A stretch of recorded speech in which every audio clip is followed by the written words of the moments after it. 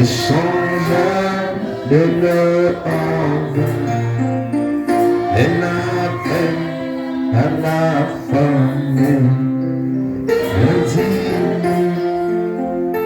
Dieu notre Père Céleste, auteur de la vie, nous te sommes infiniment reconnaissants pour la grâce que tu nous as faite ce soir d'être compté parmi les vivants, Seigneur.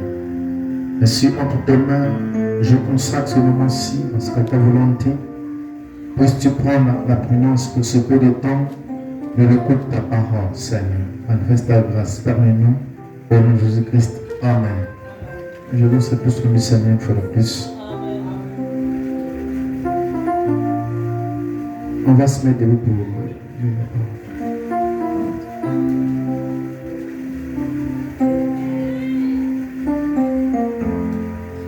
Acte 7, verset 1. Le souverain sacrificateur dit: les choses sont-elles ainsi? Étienne répondit: oh mon frère et père, écoutez, le Dieu de gloire apparut à notre père Abraham lorsqu'il était en Mésopotamie, avant qu'il s'établisse à Karam. Il lui dit: quitte ton pays et ta famille et va dans le pays que je te montrerai. Il sortit alors du pays de Chaldéen et s'établit à Karam. De là, après la mort de son père, Dieu le fit passer dans ce pays que vous habitez maintenant et ne lui donna aucune propriété en ce pays, pas même de quoi poser les pieds, mais il promit de lui en donner la possession et sa postérité après lui, quoiqu'il n'y ait point d'enfant. Dieu parla ainsi: sa postérité séjournera dans un pays étranger et on la réduira en servitude et on la maltraitera pendant 400 ans. Mais la nation à laquelle ils auront été asservis, c'est moi qui la jugerai, dit Dieu. Après cela, ils sortiront et ils me serviront dans ce lieu-ci.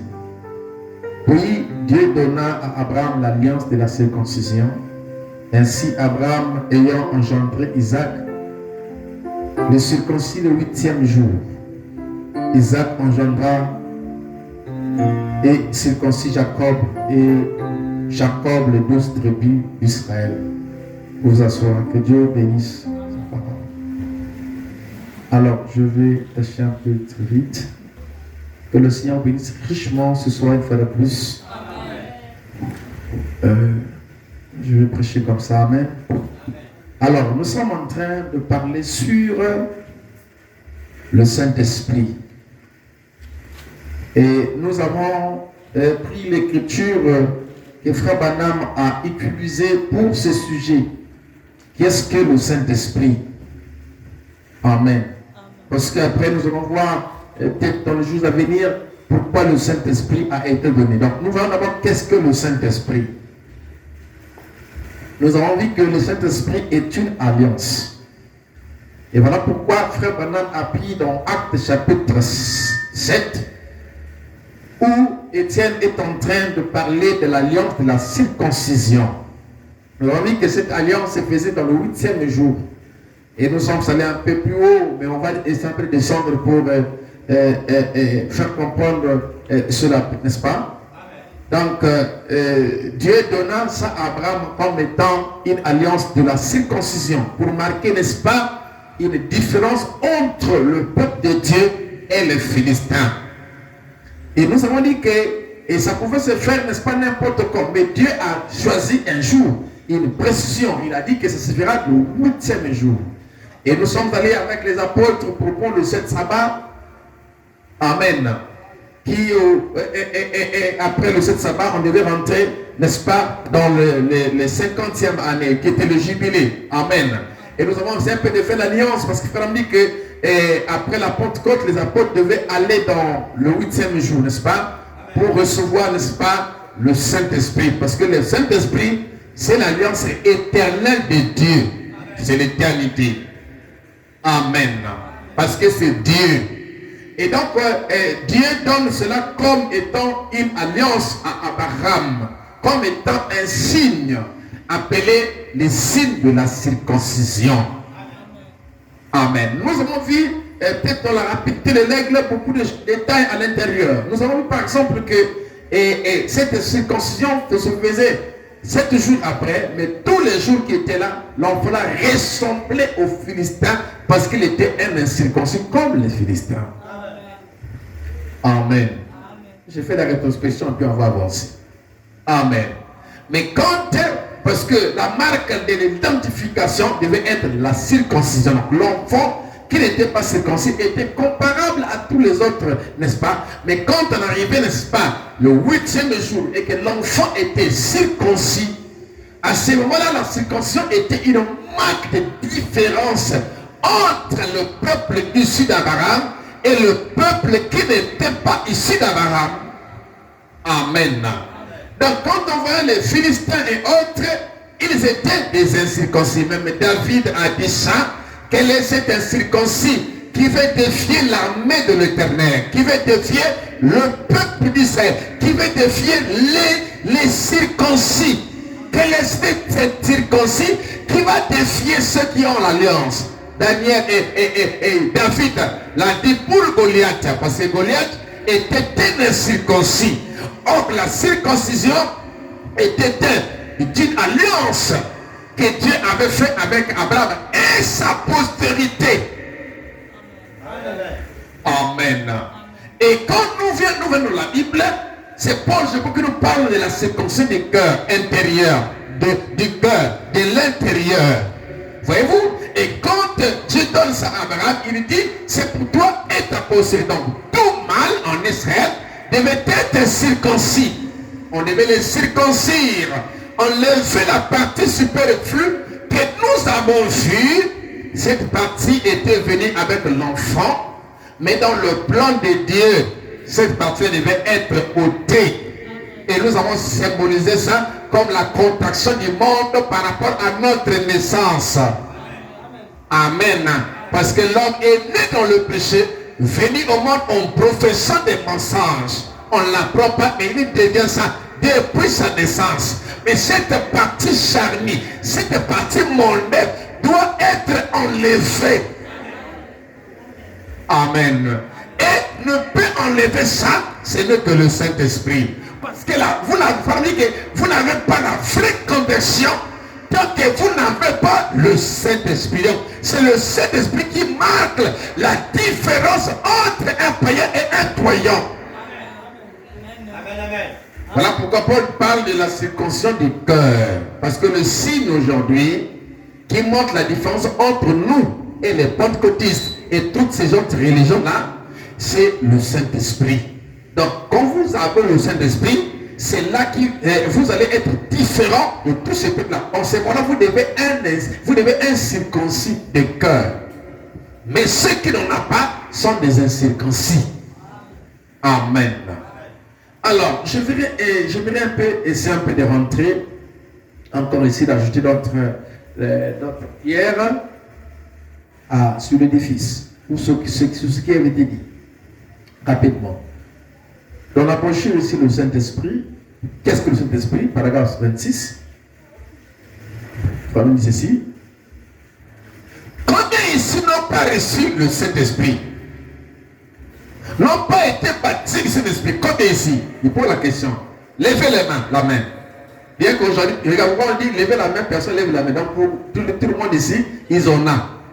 C'est ça, c'est cette façon de croire là qui n'est pas la bonne.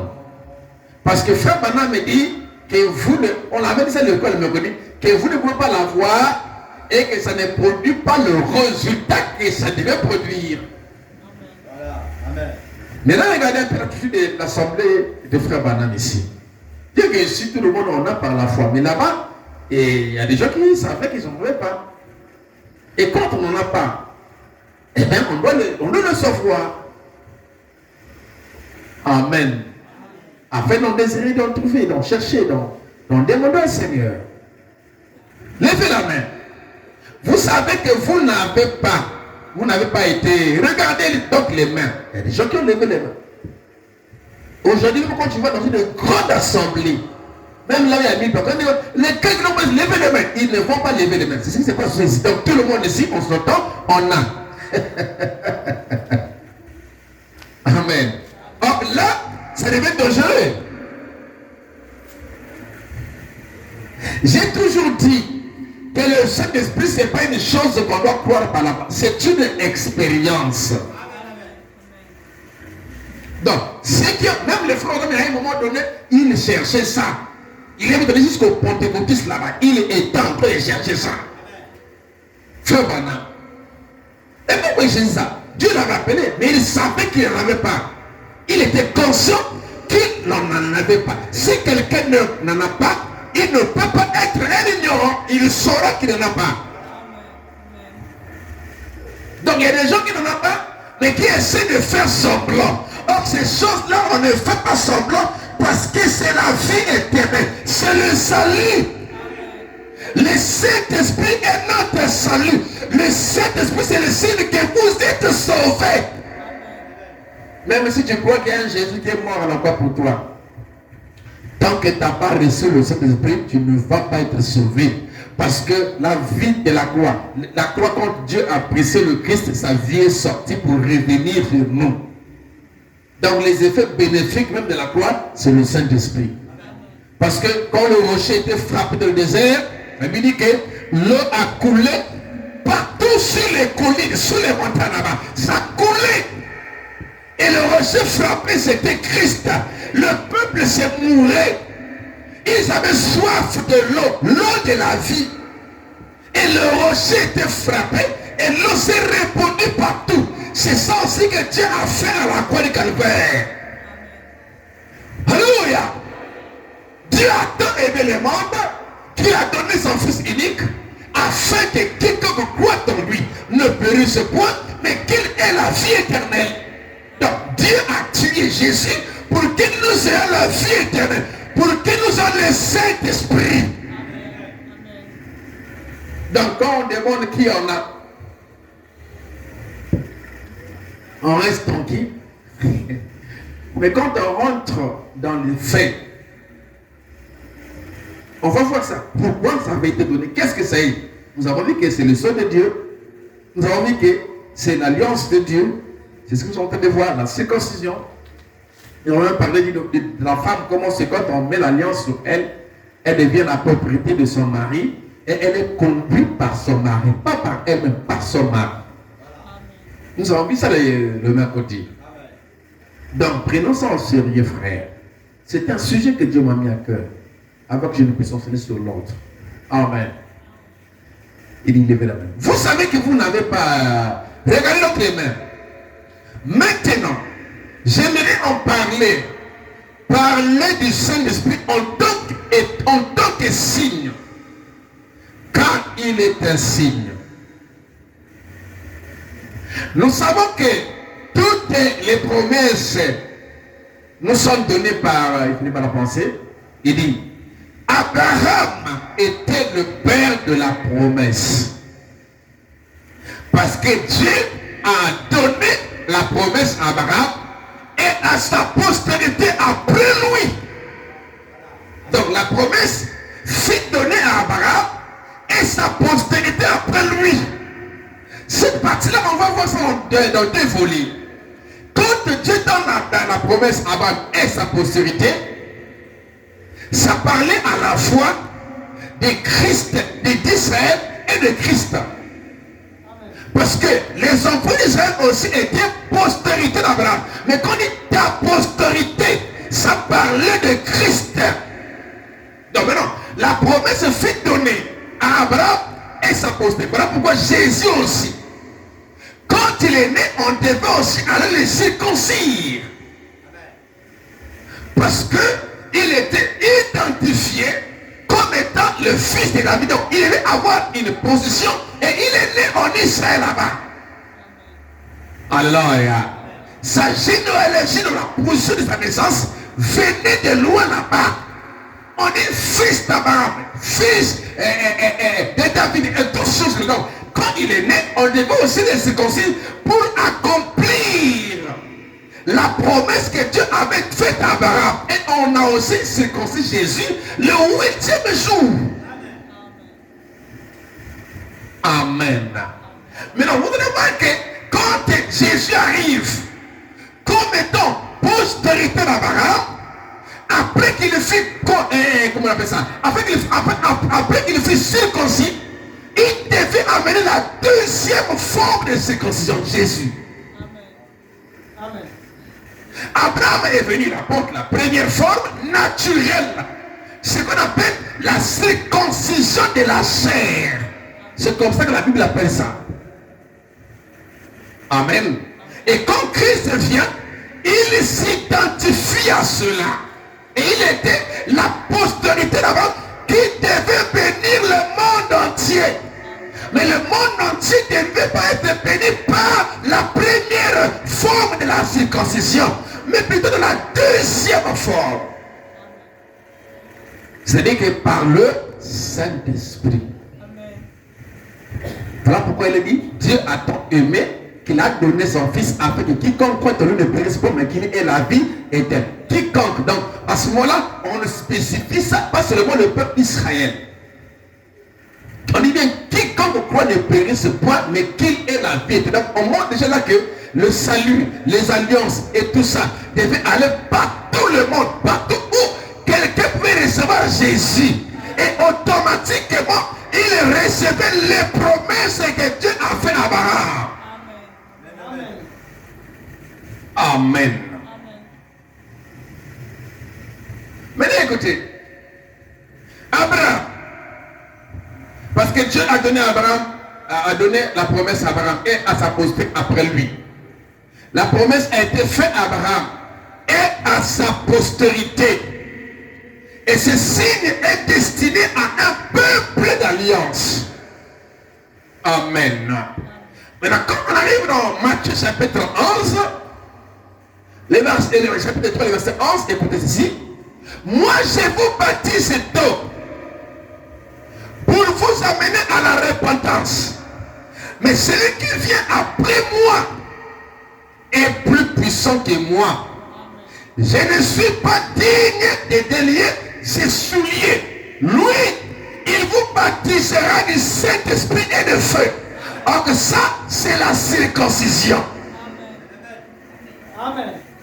Donc dans la deuxième phase, où le salut devient universel, c'est là où c'est que Dieu devait apporter la circoncision du cœur au moyen du Fils de Dieu. Parce que j'avais dit le mercredi que ceux qui ont péché ça, c'était le sang de Christ n'était pas encore versé et le peuple était sous le sang de Torah et de bouc. Donc le chemin de la vie était fermé. L'épée de Kérubin a donné l'expiation du sang. Donc le chemin de la vie était fermé. Maintenant, quand Christ vient, il vient comme un sacrifice qui allait mourir pour ouvrir le chemin de l'arbre de vie dans lequel il était lui-même. Et quand il ouvre ce chemin de la vie, alors quand il meurt, ce chemin ouvert, et qu'est-ce qui se passe? Il baptise du Saint-Esprit quiconque veut. Comme a dit la Bible, qu'il prenne l'eau de la vie gratuitement. L'eau que je te donnerai deviendra en toi une eau qui jaillira pour la vie éternelle. Frère Branham dit que l'eau du rocher qui coulait là-bas était le titre de l'esprit. Est-ce que quelqu'un me comprend, frère? Était le titre de l'esprit qui devait se répandre sur tout quiconque veut le recevoir. Et quand il répond, n'est-ce pas, le Saint-Esprit, à ce moment-là, il fait entrer d'autres peuples dans l'alliance. Et quelle est cette alliance que vous l'avez dit?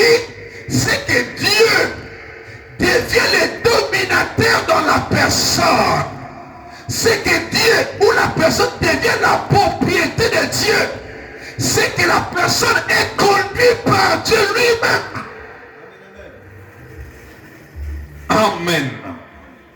Lui, il vous baptisera du baptême du Saint-Esprit et de feu. Donc, quand Jésus est venu, l'alliance a changé de forme. Les choses, on est passé du naturel au spirituel. La circoncision qui était une alliance naturelle devient alors une alliance spirituelle. Or, la circoncision qui était une alliance naturelle à l'époque était une marque de distinction qui distinguait le peuple de Dieu et les autres qui étaient hors du peuple de Dieu. Quelle que soit ta religion, le peuple de Dieu aujourd'hui, ce sont ceux qui ont le baptême du Saint-Esprit. Ils sont Israël spirituel. Même si tu viens à l'église, si tu n'as pas le Saint-Esprit, tu n'as pas le peuple de Dieu. J'ai envie d'entendre les amens ce soir. Est-ce que vous me comprenez, frère? Est-ce que vous me suivez, frère? Balaam aussi invoquait le même Dieu. Amen. Les Moabites aussi invoquaient le même Dieu, mais ce n'était pas le peuple de Dieu. Il fallait la circoncision. Il fallait l'alliance. Amen. Tout le monde peut invoquer Jésus. Là-bas on invoque Jésus. Là-bas on appelle Jésus. Là-bas on dit je sers Jésus. Sans le Saint-Esprit, vous n'êtes pas considéré dans la course. Vous n'êtes pas le peuple de Dieu. Voilà pourquoi quelqu'un a chanté. Donne-moi le Saint-Esprit et cela me suffira. Le Saint-Esprit, c'est une puissance vivifiante. C'est le Saint-Esprit qui vivifie la parole, qui rend la parole réelle. Sans le Saint-Esprit, vous ne pouvez rien faire. Amen, amen, amen. Oh, gloire à Dieu. Au paragraphe 27, 7, frère, on dit ici. Qu'est-ce que c'est l'esprit? 27. Amen. Il dit, écoutez. Il y a une énorme différence. Ok? Une énorme différence entre un chrétien tout court, donc un chrétien de nom, comme on le dit. Amen.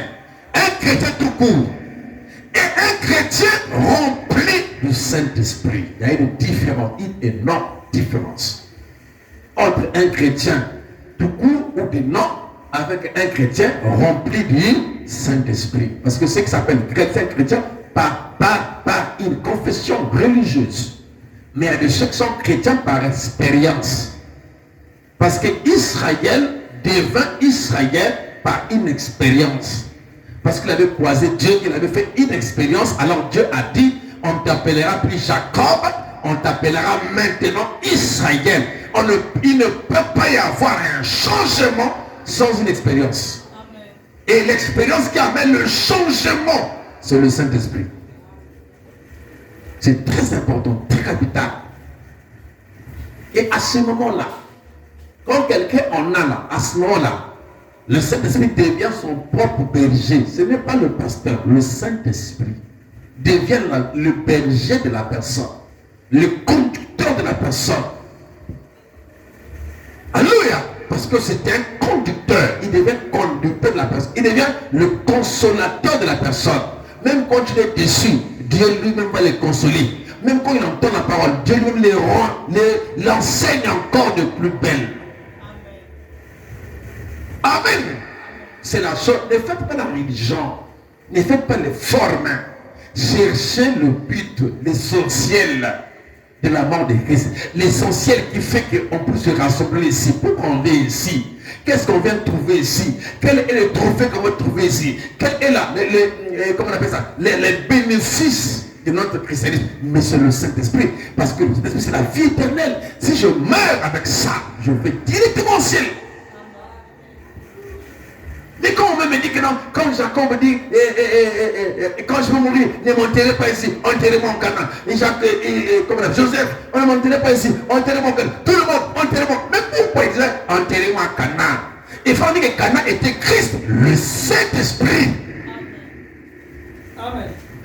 Le pays de la sécurité éternelle, c'est le Saint-Esprit.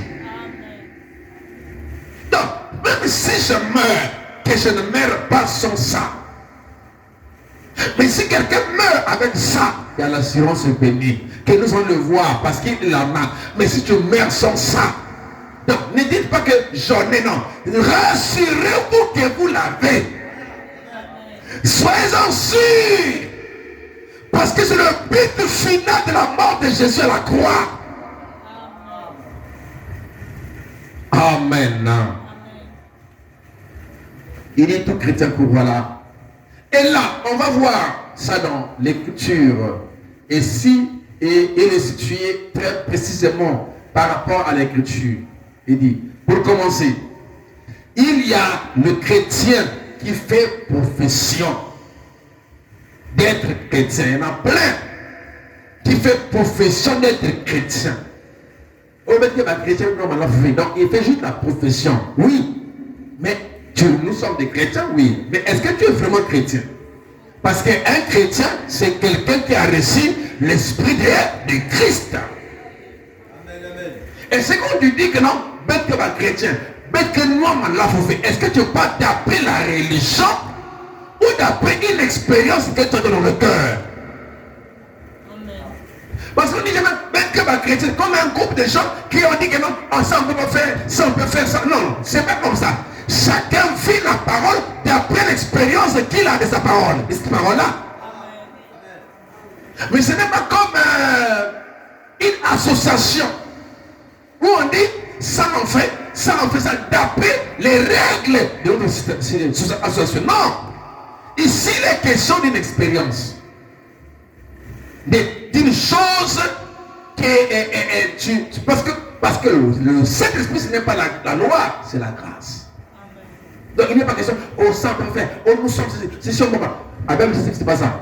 Ça c'est les 10 commandements. Le Saint-Esprit c'est la grâce de Dieu. Quand c'est en toi, ça t'amènera à ne pas faire ça. Mais ce n'est pas comme on disait, tu ne tueras pas, tu ne montes. Nous ne sommes pas de choses là. Nous sommes dans le Saint-Esprit. Et le Saint-Esprit vit toutes ces choses là sans que ce soit une loi. Est-ce que vous comprenez la différence? Parce que le Saint-Esprit c'est la grâce de Dieu. Jésus est le seul qui a vécu les 10 commandements. Parce qu'il avait l'Esprit de Dieu en lui.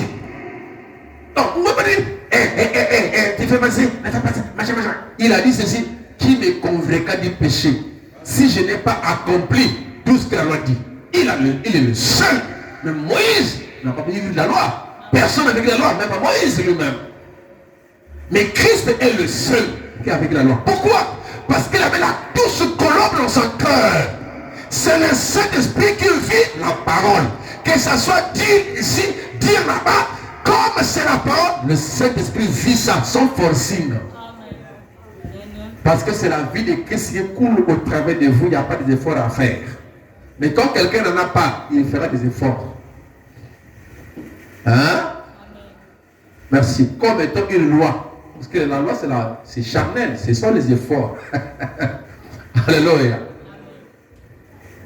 Merci beaucoup. Écoutez.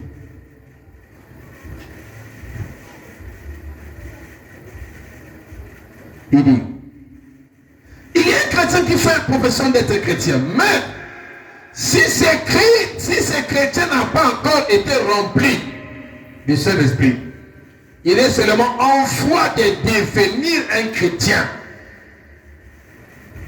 Hein? Voyez, il fait profession de le croire. Il s'efforce d'y parvenir. Il fait quoi? Il s'efforce d'y parvenir. Parce qu'il fait profession d'être chrétien. Et les gens savent que les chrétiens ne font pas ceci. Donc il s'efforce à ne pas le faire. C'est charnel. Amen. Il s'efforce. Ça dépend de celui qui fait, de celui qui court, mais de Dieu qui fait miséricorde. Mais il s'efforce parce qu'il s'est dit que nous sommes dans la région, dans notre église. On ne dit jamais dans notre église. On dit dans la parole. Notre église est une dénomination. Tout est dénomination. C'est que la parole qui n'est pas une dénomination. Donc il faut dire que non, ce message ne sera jamais une dénomination. Parce que le message c'est la parole. Nous sommes une dénomination, une association connue par l'État. Est-ce que mes grands frères? Mais la parole n'est pas une. Donc on ne dit pas chez nous, dans l'église à bête, non, on dit dans la parole. Amen. Donc chez nous, c'est dans la parole. Pas à l'église. Amen. C'est-à-dire, aucune église qui est bonne, même pas la mienne. Et un jour, il a dit, oh, madame, les Philistins sont sur vous. Hein? Amen. La parole, il faut parler selon la parole. Donc, il s'efforce pour y parvenir. Mais Dieu ne lui a pas encore donné cet esprit du Saint-Esprit. Et on n'a pas encore arrivé à ce but avec Dieu. Que Dieu l'ait reconnu. Que Dieu l'ait fait quoi? L'ait reconnu. Et reconnu sa foi. Déjà ta foi chancelle. Ça trébiche. Comment Dieu va te reconnaître? Comment Dieu va te sceller? Un enfant pour être adopté, pour être placé, mais il devait mettre monter des preuves. Et le tuteur devait donner le rapport au père. Il devait faire des preuves d'une personne qui aime le père, qui aime la parole, qui aime son église, qui aime tout, qui aime tout la parole. Il devait faire des preuves. Quelqu'un peut fuir des réunions, mais qui désire toujours écouter la parole, qui a la soif de la parole. L'obéissance totale à la parole de Dieu vous donne accès au baptême du Saint-Esprit. L'obéissance totale à la parole de Dieu vous donne accès au signe, à la circoncision. Alléluia. En effet, Dieu a conclu une alliance avec Abraham après l'avoir appelé, ce qui était un type de l'appel du croyant aujourd'hui. Amen. Il a appelé Abraham et Abraham a quitté son pays pour aller dans un pays étranger et habiter parmi des étrangers. Comme nous on vit avec des étrangers ici là. Le voisin qui est à côté là, c'est un étranger pour moi. Amen. Nous sommes là. Alléluia. Parmi les étrangers. Et c'était un type. Quand Dieu appelle un homme à arrêter sa méchanceté, à se repentir de son péché, alors il s'éloigne du groupe dont il faisait partie. Ouais. Il s'éloigne du groupe dont il se faisait partie. Hein? Donc les groupes et les amis changent, tout change. Alléluia. Si avant il était souvent avec les amis mondains,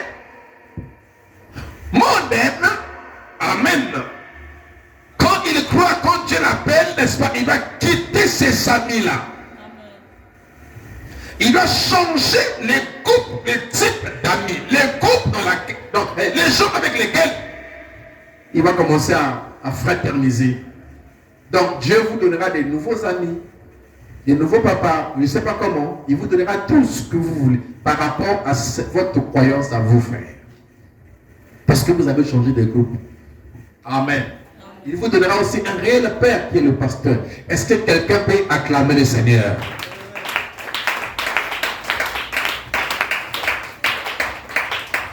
Pour éloigner du groupe dont il faisait partie.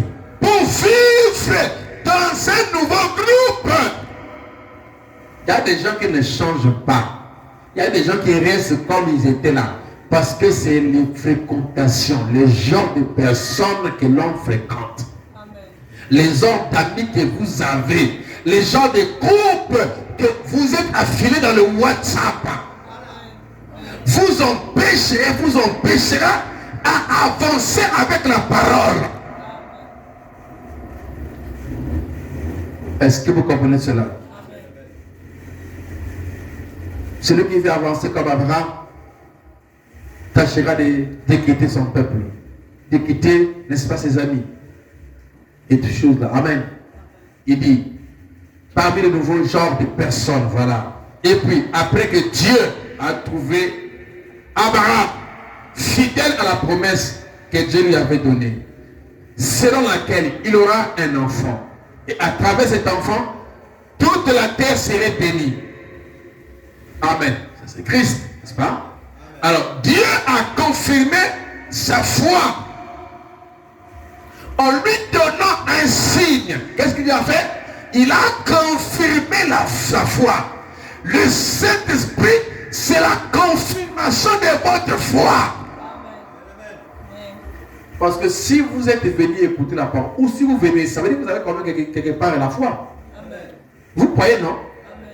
Mais Dieu va confirmer votre foi par le Saint-Esprit. Donc, plus tu entres dans ce domaine-là, plus tu persévères, plus tu es sérieux avec les choses, plus tu es zélé pour Dieu, Dieu finira par confirmer ta foi. Amen. Et la confirmation de ta foi sera les éléments du Saint-Esprit de ton âme. Ce qu'on appelle le salut. Amen. Amen. Est-ce que quelqu'un peut dire amen à cela? Amen. Dieu a confirmé sa foi en lui donnant un signe. Et ce signe, c'était la circoncision. Et la circoncision est un type du Saint-Esprit. Hein? Comme je l'avais dit, en fait, notre temps, notre époque, notre âge, c'est le temps où Dieu répond vraiment le Saint-Esprit pour quiconque qui le veut. Parce que nous avons traversé les âges. Nous sommes arrivés jusqu'à la pierre fêtière. Dieu répand maintenant le Saint-Esprit sur ceux qui le veulent. Parce que le bateau de Sion est prêt pour partir. Satan c'est les siens. Dieu aussi c'est les siens. C'est la fin. C'est la fin de la course.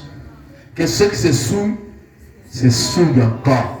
Que ceux qui se sanctifient encore davantage. Ça ne pouvait pas être dit avant, c'est maintenant. Parce que maintenant, c'est le temps de l'identité. C'est le temps de montrer l'identité. C'est le temps de montrer qu'on est fils et qu'on doit repartir chez papa.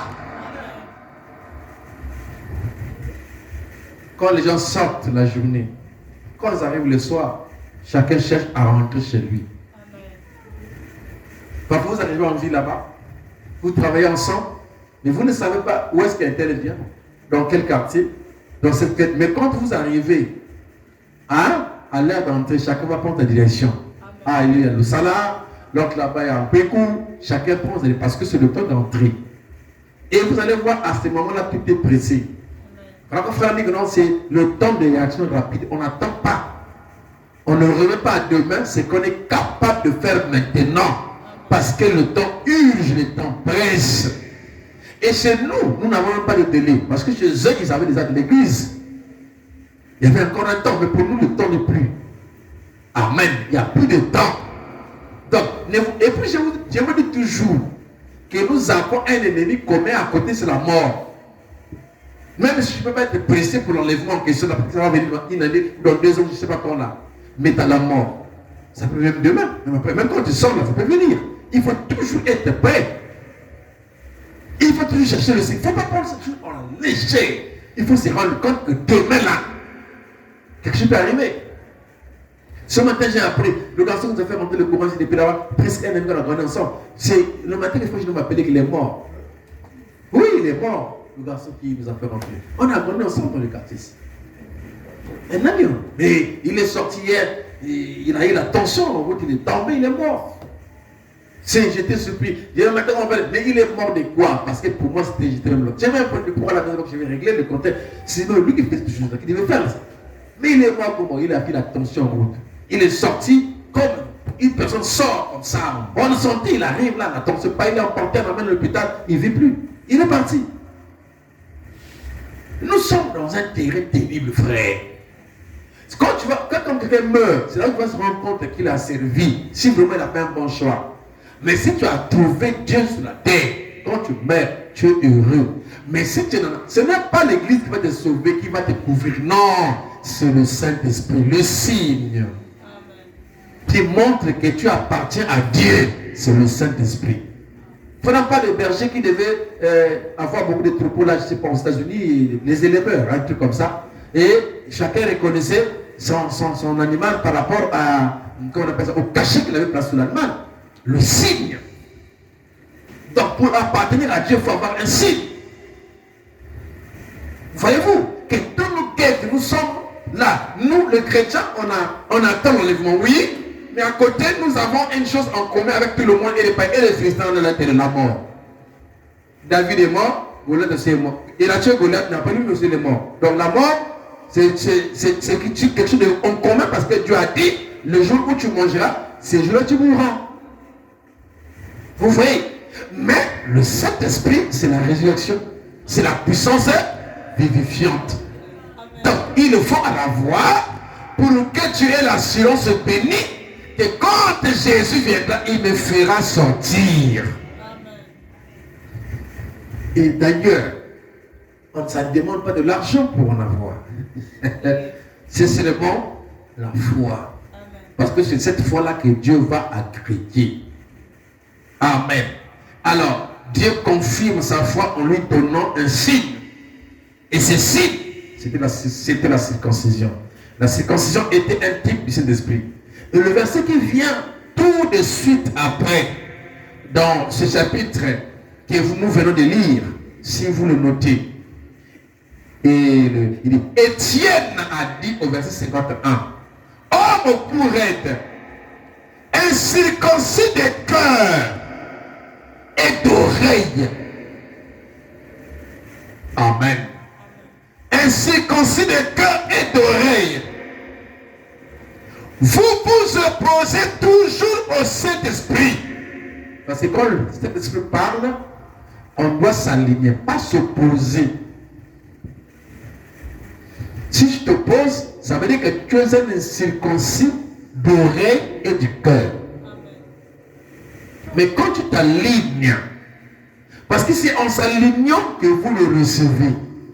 Et quand vous le recevez, vous allez partir d'alignement en alignement. Chaque fois qu'on te prend la parole, tu vas t'aligner.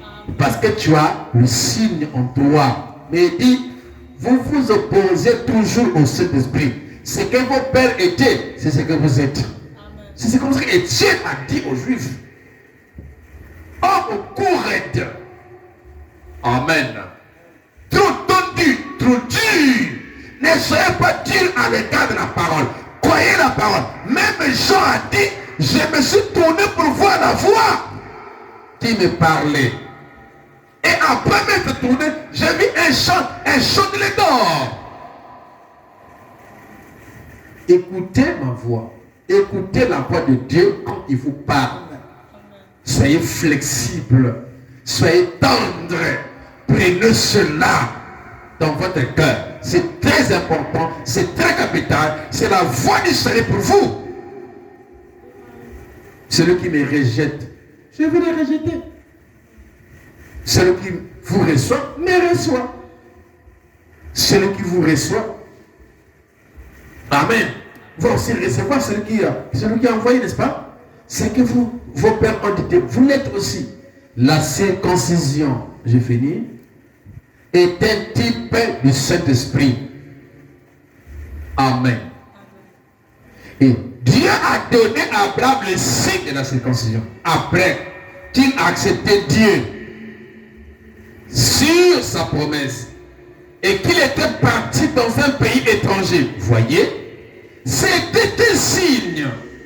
Et tous ses enfants et sa postérité après lui devaient avoir ce signe dans la chair. Amen. Devait avoir ce signe dans la chair. Amen. Parce que c'était un signe distinct.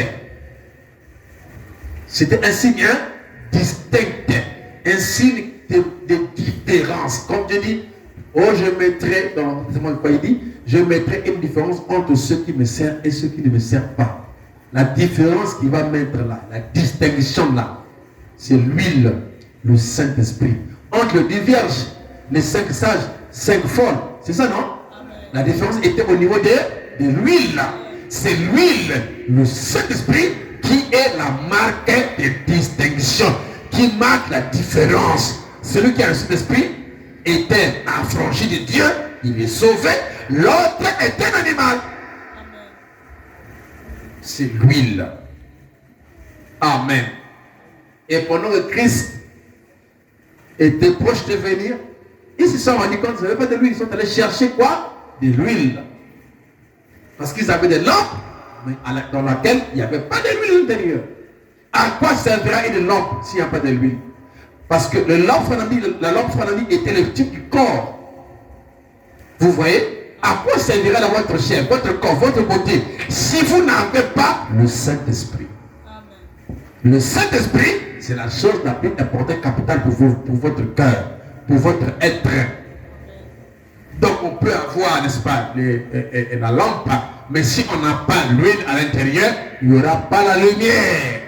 Voilà pourquoi le Saint-Esprit est important et le feu pour émettre la lumière. Je vous baptiserai, il vous baptisera du Saint-Esprit et de feu.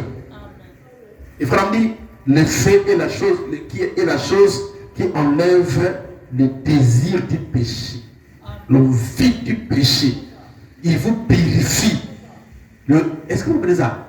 Quelqu'un qui a le Saint-Esprit, c'est un homme sanctifié. C'est un homme sanctifié. C'est un homme purifié.